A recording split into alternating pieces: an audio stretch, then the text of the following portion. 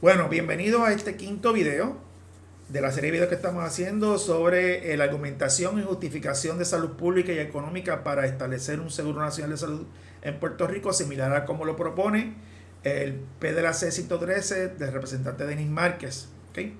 Así que vamos a entrar en este video ahora. Ya en el video anterior, el video 4, terminamos con la parte de la parte económica y financiera de la industria del seguro de salud en Puerto Rico, ¿verdad? Vamos a entrar ahora a hablar sobre la parte de qué pasaría si tratáramos de establecer un seguro nacional de salud en Puerto Rico con cobertura universal, ¿verdad? Así que para esto vamos a utilizar básicamente de referencia los datos que mostramos ahorita del año 2021 para Puerto Rico, ¿no? Los datos de reclamaciones, o sea, de primas, de gastos de reclamaciones, ¿verdad? Etcétera, etcétera, y los datos de la población. Okay, así que vamos entonces adelante. Ok, lo primero que tenemos que hablar es sobre el concepto de cobertura universal y recordarle a ustedes lo que significa esto, ¿no? La cobertura universal es una de las metas más importantes para tener un sistema de salud, ¿verdad? De alto rendimiento, eficiente, efectivo, ¿no? Y tiene que ver con la parte de la financiación del sistema de salud, ¿verdad? Y la cobertura universal se trata de darle de buscar aquí el pointer, un acceso oportuno para toda la población a los servicios de salud, ¿no? Ya que esto es crítico para optimizar la salud de la población, y que lo mismo debe incluir servicios de promoción, prevención, que es la parte que tiene que ver con salud pública, ¿no? Educación en salud, etcétera, servicios de tratamiento y rehabilitación, ¿verdad? Que es la parte más clínica. De hecho, la OMS, ¿no? La Organización Mundial de la Salud, ya desde 2005 ha planteado que uno de los elementos más importantes que se tiene que enfatizar, ¿no? Los sistemas de financiación sanitaria, la parte de precisamente de la cobertura universal, ya que es importante que todas las personas tengan acceso a los servicios de salud sin que tengan que sufrir dificultades financieras al pagar por ello. Y esto es bien importante porque precisamente una de las problemas graves que hay, particularmente en Estados Unidos, es que hay gente que para poder usar los servicios, accesar los servicios, tienen que vender el alma al diablo, es decir, tienen que sufrir grandes pérdidas económicas, inclusive irse la quiebra, ¿verdad? Y hay casos en que simplemente no lo puedan accesar porque no tienen el dinero para pagarlo, ¿no? Así que eso es un elemento bien importante de la importancia de poder tener cobertura universal. Y este objetivo, ¿verdad?, que se llama cobertura universal, también se le conoce como cobertura sanitaria universal, ¿verdad? Ahora, ¿verdad?, si queremos, ¿verdad?,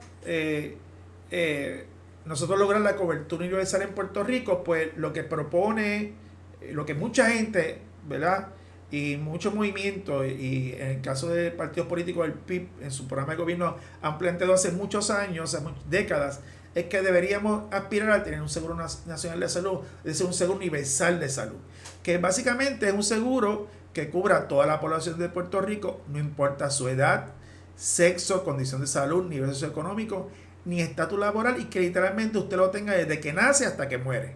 Es decir, literalmente cuando usted nace, igual que le sacan ¿verdad?, le sacan el certificado de nacimiento y luego el seguro social, también le saquen su seguro nacional de salud, y ese seguro usted lo va a tener toda la vida hasta que muere, no importa su condición de salud, su estatus civil, su estatus laboral, si cambia o no, ¿verdad? Que aquí el problema que tenemos, que muchos de los seguros que tenemos, los empleados, que dependen de nuestra situación de empleo, ¿verdad? Etcétera, etcétera, etcétera. ¿Okay? Este seguro pues se propone en el PDLAC 113, que se ha administrado por una corporación pública, pero también puede ser una corporación sin pública o una cooperativa, o sea, no tiene que ser necesariamente una corporación, pero en el proyecto se plantea que sea una corporación, puede ser una cooperativa sin fines de lucro, que tendría una junta de directores, donde todos los sectores del sistema de salud, menos las aseguradoras privadas, estarían representados, incluyendo el gobierno. Los proveedores de servicios estarían también representados, los profesionales de salud, grupos de pacientes, las organizaciones comunitarias y la población en general. O sea, es un planteamiento que es importante, que esa entidad tenga una representación de la sociedad en general, menos de las aseguradoras privadas. El mismo debe tener una cubierta básica que debe cubrir un conjunto de servicios y medicamentos a la cual toda la población debe tener acceso, ¿verdad? Y esto debe ser uno de los componentes más importantes de este seguro, esta cubierta básica, y, ¿verdad?, obviamente para determinarla requiere una serie de estudios y discusión, ¿verdad?, a nivel de sociedad. Bien importante que ¿verdad? Como un componente de este seguro es que las tarifas y métodos de pago por los servicios prestados serán el producto de un proceso de negociación colectiva entre la corporación o entidad que maneja el Seguro Nacional de Salud y las organizaciones que representan los proveedores de servicios de salud. Y esto es bien importante porque precisamente uno de los problemas graves que tenemos en el sistema de salud ahora con las aseguradoras privadas es que ese poder que tienen enorme sobre el mercado, ellas le ejercen de una forma bien injusta y desbalanceada en contra de los proveedores que no tienen la capacidad, ¿verdad? Porque eso nos permite la ley antimonopolística de poder negociar de tú a tú con la aseguradora. No, en este caso lo que se plantea es que se dé una negociación colectiva con esa corporación que dirige el Seguro Nacional, donde se va a negociar toda la cuestión de las tarifas, cuánto se va a pagar por cada servicio y también los métodos de pago que se van a utilizar de una forma en que sea de tú a tú y que sea un consenso, ¿verdad?, entre ambas partes. Para aquellos servicios y medicamentos no cubiertos por ese Seguro Nacional de Salud, pues se propone que existiría un mercado secundario de seguros privados, que es como se hace en muchos países, que ofrecerían cubiertas extendidas a primas razonables y que eso sería un mercado secundario donde usted entiende que la cubierta del Seguro Nacional de Salud no es suficiente, pues usted puede, sea a través de usted directamente como individuo, a través de su patrono, quizás pueda gestionar y comprar un seguro de salud complementario que le añade otros servicios y que usted los pague, ¿verdad? Las aseguradoras privadas que tendrían entonces ese negocio, ¿verdad?, para esos seguros complementarios. ¿Okay? Ahora, para hacer este análisis, pues queremos hacer referencia al año 2021. Esta gráfica se saca directamente, literalmente, del informe anual del Comisión de Seguros del 2021. Y para repasar, aquí aparece cuánto fue lo que se reportó en primas, en primas, las reclamaciones incurridas, los gastos de ajuste, los gastos administrativos y la ganancia después de pago de contribuciones. ¿Okay? Entonces lo que yo hice fue que traté de validar, ¿verdad? De ver cómo esos números pues precisamente corresponden a la parte de salud y que no incluyera la parte de incapacidad, mirando los datos del propio los apéndices estadísticos del informe anual de Comisión de Seguros, y aquí pueden ver cómo el Comisión de Seguros en sus tablas divide a la aseguradora en Organización de Servicios de Salud, HMO, y aparte reportar las de incapacidad, que incluía la triple salud y dental. Y entonces lo que yo hice fue que me aseguré de que los números, ¿verdad?, de cada uno de ellos estuvieran sumados adecuadamente para estar seguro que era la parte de salud, ¿verdad?, lo que estuvieron mirando, y este es el total que coincide con la gráfica anterior. Esto fue lo que se generó en primas netas, ¿verdad?, 12.381 millones, ¿verdad? Y PMPM, este PM aquí fue yo dividiendo entre el estimado que sacamos anteriormente, se recuerda, de cuánto era la población asegurada en Puerto Rico. Esto no necesariamente es el PMPM que nos está reportando, ¿verdad?, el informe de Comisión de Seguros. ¿Okay? Y entonces estos los gastos médicos anuales, ¿verdad?, de 1.787 millones, PMPM $291, y entonces es la parte de gasto administrativo total, ¿verdad?, incluyendo el ajuste de pérdida y ganancias brutas, 1.594 millones, que equivale a $43 por persona, utilizando el número que sacamos del censo de cuántas personas aseguradas hay en Puerto Rico, ¿verdad? Y entonces, y este es el Medical Loss Ratio. Ok. Ahora, para mí bien importante, miremos el total de la prima que se generó en el año 2021 en Puerto Rico, que se pagó 12.382 millones, ¿verdad?, a los 12.3 billones. Y lo que yo hice fue un ejercicio de estimar cómo se distribuye esa prima entre la parte del gasto médico por los diferentes grupos que ya habíamos incluido anteriormente, ¿verdad?, y cuánto es lo que se queda la aseguradora en gastos administrativos, ganancias, etc.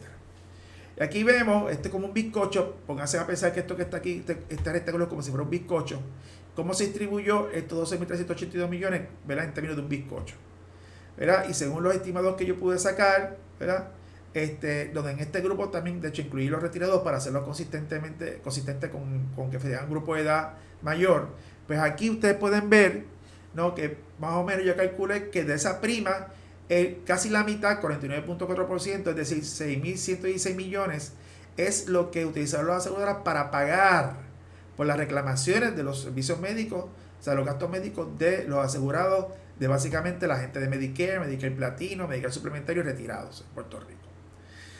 Para la parte vital fue básicamente el 24.5% del total de esa prima se utilizó para pagar los gastos médicos de esta población asegurada, los de vital, que es básicamente una cuarta parte, es decir, 3.029 millones. Y el resto de los planes médicos privados, grandes y pequeños individuales, y los empleados del gobierno estatal y federal con sus planes médicos, pues se utilizó el 13.3% de la prima, 1.641 millones, para pagar por esos gastos médicos. Y finalmente las aseguradoras se quedaron en todos los gastos administrativos de ajuste de pérdida y ganancias, se quedaron con casi el 13%, ¿verdad? O 1.594.3 millones. Ok, esa es la forma en que el bizcocho está distribuido ahora mismo, actualmente, o digo, para el año 2021, ¿verdad? Que los datos más cercanos que tenemos en Puerto Rico. Ahora, la pregunta que nos hacemos es la siguiente. Primero, si quisiéramos nosotros darle una cubierta a los no asegurados, que recuérdense que estimamos que eran como 179 personas, si quisiéramos darle una cubierta a esos asegurados de forma tal que tengan un plan médico, ¿verdad? ¿Cómo podríamos hacer? Bueno, para efectos del análisis del ejercicio, ¿verdad? Yo asumí lo siguiente. Yo asumí que le diéramos un seguro que tuviera una cubierta similar, ¿verdad?, al seguro que tienen los planes privados de grupos grandes y pequeños, planes individuales privados y empleados públicos del gobierno estatal y federal. Del gobierno estatal, perdóname, del gobierno estatal específicamente. Es decir, yo lo que hice fue que calculé el promedio ponderado, ¿no?, del costo de la prima y del gasto médico de esos grupos. Y entonces lo que hice fue que apliqué ese promedio ponderado, ¿verdad?, a estas 179,000 personas para entonces calcular cuánto era lo que tenemos que sacar en prima por mes y anualmente para pagarle a una cubierta razonable a esos no asegurados. Y ese ejercicio, primero aquí es que ven cómo hice el ejercicio. Estos son los 4 grupos que yo utilicé de referencia. ¿Cuánto es el porciento de vidas que tienen del total de las vidas aseguradas? Eso lo normalicé a 100%. Y entonces, según lo que informa el informe anual del comisionado, cuánto es la prima PMPM para cada uno de ellos, ¿verdad? Y al multiplicarlo por el porciento correspondiente, calculamos la prima PMPM ponderada, que era $163.62, ¿verdad? Y el gasto médico serían 146.69, para un loss ratio ponderado de 89.7%. Entonces lo que utiliza esto como referencia para entonces decir, bueno, si tuviera que comprarle una cubierta razonable de esta población, eso es más o menos lo que me saldría. Se lo apliqué entonces a los 179.066 personas que tenemos no asegurado en Puerto Rico para el 2021, ¿verdad? Y este sería el costo total de la prima que habría que pagar para darles un seguro médico, es decir, 351.587.575, que era equivalía a un PMPM de 163,62, como dijimos ya ahorita. El gasto médico total que ellos deberían generar serían 315.206.226, aunque posiblemente podría ser más bajo que esto, dado el hecho de que esta población, como dijimos, una población joven, saludable, que no va a consumir mucho. ¿Okay? Entonces, ese sería el costo de darle un seguro médico a esa población. La pregunta es, bueno, dentro del esquema del bizcocho que tenemos nosotros, ¿no?, de aseguramiento, financiamiento en Puerto Rico para el 2021, hubiéramos podido darle a ellos esa cubierta, ¿verdad? Y entonces aquí hacemos el análisis sin gastar más en primas, ¿verdad? ¿Qué es lo que hacemos? Básicamente, de los gastos administrativos generales, ustedes, pérdida, ganancia bruta, la aseguradora, le sacamos los 315 millones que implicaría el gasto de los no asegurados y se lo añadimos a la parte del gasto, ¿verdad? Por eso aquí positivo. Y entonces con eso podríamos entonces lograr, aún dentro del mismo tamaño del bizcocho, sin aumentar el bizcocho, sin aumentar la cantidad total de primas, podríamos darle una cubierta a esos no asegurados, con un medical loss ratio total de 89.7%, que sería más alto del que teníamos para el 2021. De hecho, otra forma de verlo a través de la gráfica del bizcocho. Fíjense que este bizcocho, repito, el mismo tamaño que el de ahorita, son los 12.382 millones, no lo hemos aumentado. Ahora, ¿cómo se queda cada componente del bizcocho? Fíjense que este componente, cada uno de estos pedazos, que corresponde a Medicare, Vital, a la parte de los planes médicos privados, se queda igual, no cambia. A ellos no se les afecta ni positiva ni negativamente. ¿Qué fue lo que hicimos? Que esta parte del bizcocho la subdividimos y le sacamos un pedazo a la aseguradora de la parte de gasto administrativo, etcétera, y ahí sacamos los 315 millones para pagar el gasto médico de los no asegurados. Es decir, que esto es lo que demuestra que con el mismo bizcocho, teóricamente podríamos darle una cubierta a los no asegurados sin afectar para nada a los demás grupos ni aumentar la prima total que estamos gastando en el país. ¿Ok? Ahora, el objetivo de un Seguro Nacional de Salud no es solamente darle la cubierta a esa población que no tiene seguro, es también meter a todo el mundo en un mismo pote. Es que todo el mundo esté en un mismo pote y que todo el mundo tenga acceso a una cubierta básica mínima, ¿verdad? Toda la población, ¿verdad? Así que la pregunta es, ¿qué pasaría si ponemos a toda la población de Puerto Rico, no asegurado y asegurado, con diferentes planes médicos, bajo un Seguro Nacional de Salud, asumiendo la misma prima total que hubo en el año 2021, pero con una proporción de pérdida médica más alta? Es decir, que más del dinero que se paga de cada dólar se utiliza para pagar por servicios médicos. ¿Okay? Así que hicimos este segundo escenario, donde asumimos que el Medicare Loss Ratio fueron 95% y no el 85%, ¿verdad?, que existe ahora, básicamente 84-85% promedio que se ha dado en los últimos años. Es decir, que, en otras palabras, que del 100% de la prima dediquemos el 95% a gastar a pagar los gastos médicos y solamente un 5% se quede para la parte administrativa y de ganancia del seguro, ¿verdad? Claro, en este caso estamos asumiendo que ya no está la seguridad privada, sino que sería la nueva corporación que corre el seguro, y sería ese 5% sería para que ese seguro nacional pudiera correr el seguro. Así que así quedaría el escenario. La prima total sigue siendo la misma, me la ven aquí, ¿verdad? El gasto médico anual subiría, ¿verdad?, en 975 millones, ¿verdad? Y el gasto administrativo, ajuste de pérdida y ganancia bruta, ¿verdad? Claro que como tú no irías sin fin de lucro, realmente no es una ganancia que iría a enriquecer a accionistas ni dueños de las aseguradoras, sino que se reinvertiría en el propio seguro, pues serían 619 millones, ¿verdad? Estos serían los PMPM correspondientes, y este sería el Medical Loss Ratio. Es decir, que el bizcocho lo sería así. Así que bajo un Seguro Nacional de Salud ya no tendríamos cada uno de los grupos asegurados por su cuenta. Todos estaríamos bajo un mismo pote. El gasto de esos 12.382 millones utilizaríamos los 11.762 millones para pagar gastos médicos, ¿verdad? Y solamente 619 millones, como quiera, sigue siendo mucho, para que la entidad corra el Seguro Nacional de Salud, ¿verdad? Así que este sería el objetivo como quedaríamos si tuviéramos Seguro Nacional de Salud. De hecho, tienen varias ventajas. Primero es que un problema que tenemos ahora mismo es que tenemos un aseguramiento, una financiación de la población que está fragmentada. Tenemos aquí Medicare, aquí tenemos Vital, aquí tenemos los privados. ¿Qué pasa? Cada uno de esos programas tiene sus reglas de elegibilidad, tiene sus propios reglamentos de cómo funciona, de cómo se paga. Las tarifas que se pagan a los proveedores son diferentes. Eso tiene una serie de problemas. Eso provoca una serie de problemas del sistema de salud. Al fragmentar, ¿verdad?, la financiación y el riesgo entre diferentes grupos, no se consigue ser eficiente la distribución del riesgo.